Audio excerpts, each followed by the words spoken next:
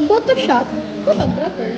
Pag photo, for example ha, kapag mag-edit ka ng mga picture ng tao, photo editor. Career, parang katulad ko, vloggeries, ang business.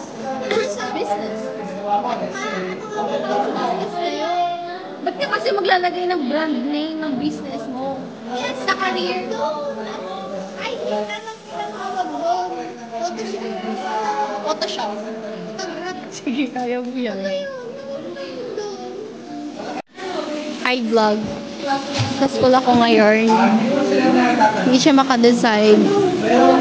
Ito, nung isusulat niya sa activity niya. Unlike Penny.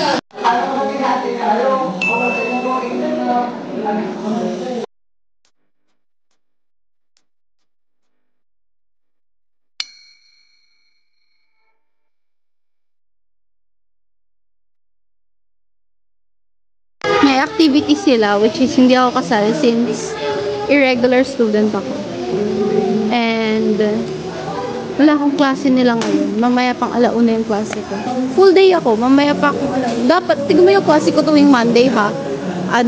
Morning. Tapos mamaya na ulit na hapon. Pero okay lang. Maganda naman ako.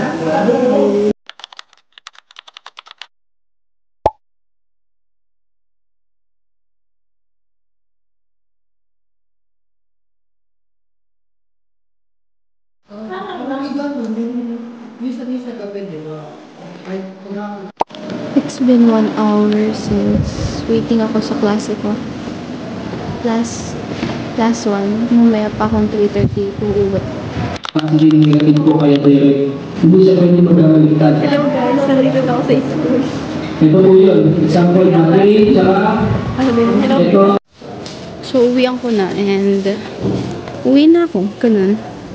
Since tapos na klase ko, super hirap maging irregular student.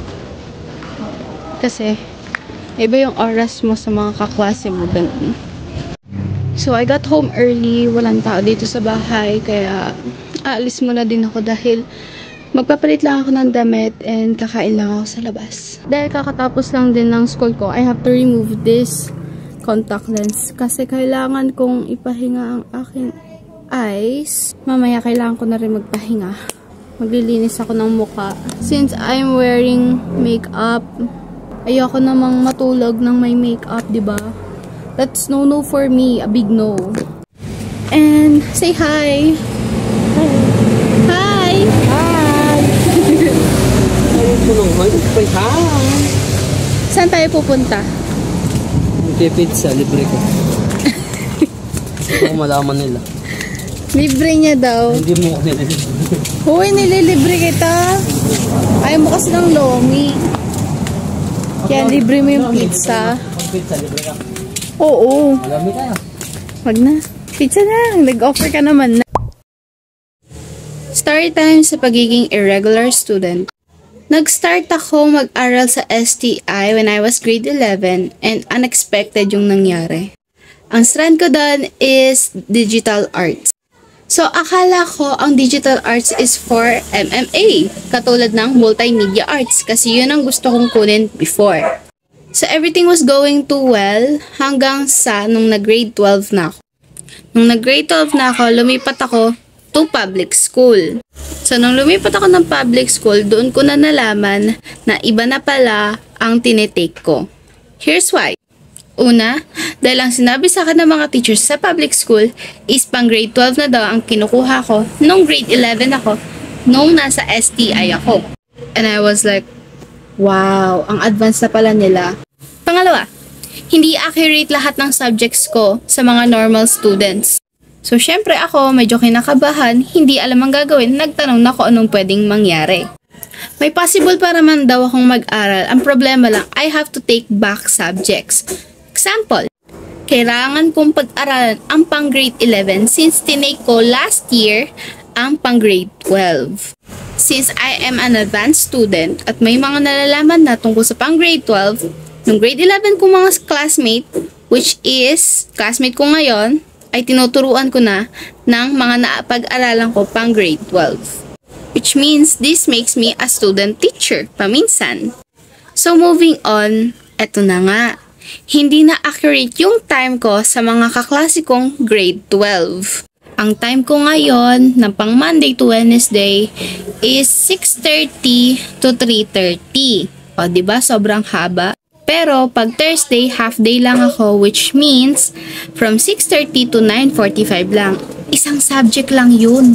At kapag Friday naman, pumapasok ako ng 9 to 3:30. So remember, nung digital arts ang sinabi ko nung kinuha ko ng grade 11, iba na ngayon sa grade 12. CSS kagad ng hindi ko alam. Alam mo kung bakit? Kasi digital arts is under the CSS or ICT, which means belong na ako sa mga computer techni people, Kemerut. So, hindi ko na nga napag-aaralan ang mga MMA or mga subjects about sa mga arts and design. Ang pinag-aaralan ko na ngayon is about computers like HTML, CSS, sa mga computer like RJ45 and other more. So, dito ang mga possible questions na maitanong sa akin. Kapag po ba nakuha mo na lahat ng subjects mo ngayong grade 12 na graduating, magiging normies ka pa ba na student? The answer is yes. Kasi kinukuha ko lang naman po yung mga back subjects eh. At hindi ko na po tinitake yung mga na-take kong pang grade 12. Hindi na po pwedeng mag-repeat ng grade, sabi ng mga teachers. Dahil nakascore na po yon at nakagrades na po yon sa DepEd. So which means, kapag may gusto akong ibagong grades, hindi na po pwede. Okay lang yon. Kasi, ang pagiging irregular student, paminsan masaya, paminsan hindi. Ang pagiging advanced lang namin is marami kaming oras. Maraming time na nako-consume sa mga breaks or di kaya vacant time. So, this is my story and thank you for listening. Bye-bye!